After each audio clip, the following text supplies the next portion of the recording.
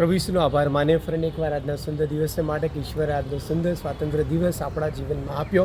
79 independence day જ્યારે આપણે ઉજવી રહ્યા છે ત્યારે પ્રભુનો આભાર માને કે ઈશ્વરે આપણને ભારત દેશમાં સ્વતંત્રપણે મુક્તપણે વિથ ફૂલ ઓફ ફ્રીડમ આપણને જીવન જીવવા માટે સુંદર તક આપી છે.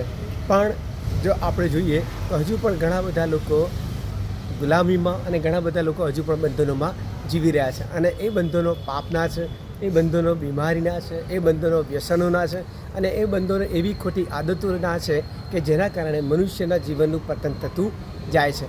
પણ આભાર માનીએ, કારણ કે બાઇબલ એવું કહે છે કે તમે સત્યને જાણશો અને સત્ય તમને મુક્ત કરશે. પ્રશ્ન એ છે કે સત્ય કોણ અને કોણ આપણને મુક્ત કરશે? બાઇબલ એમ કહે છે કે માર્ગ, સત્ય અને જીવન હું છું, એટલે કે પ્રભુ ઈસુ ખ્રિસ્ત સત્ય છે. જો તમે પ્રભુ ઈસુ ખ્રિસ્તને જાણશો, જો તમે પ્રભુ ઈસુ ખ્રિસ્ત વિશે વધુને વધુ સમજશો તો પ્રભુ ઈસુ ખ્રિસ્ત તમને તમારા દરેક બંધનોમાંથી છુટકારો આપશે, પાપમાંથી તમને છુટકારો આપશે, તમારી બીમારીના બંધનોમાંથી છોડાવશે, તમારા વ્યસનોના બંધનોમાંથી છોડાવશે અને ગમે તેટલી તમારા જીવનોમાં અશાંતિ હશે, તમારા જીવનમાં દુઃખ, દર્દ, તકલીફના બંધનો હશે, પણ એ બધામાંથી બાઇબલ એમ કહે છે કે પ્રભુ ઈસુ ખ્રિસ્ત તમને છોડાવશે. કારણ કે બાઇબલ એવું કહે છે કે પ્રભુ ઈસુ ખ્રિસ્ત તમારા પાપોને માટે આ પૃથ્વી પર આવ્યા, તમારા પાપોને માટે ક્રૂસ ઉપર પોતાના પ્રાણ આપી દીધો અને એ બલિદાન દ્વારા તમારા અને મારા સમગ્ર જગતના પાપોની કિંમત તેમણે ચૂકવી દીધી અને એ કિંમત દ્વારા, તેના લોહી દ્વારા બાઇબલ એવું કહે છે કે તમને તમારા સઘળા પાપમાંથી,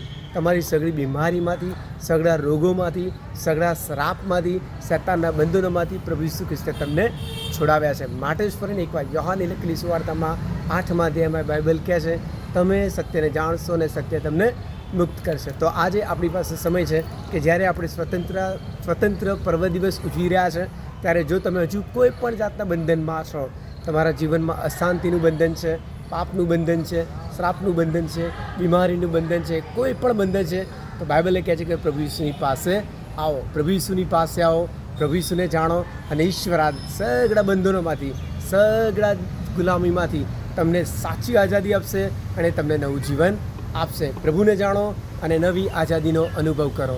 આમેન.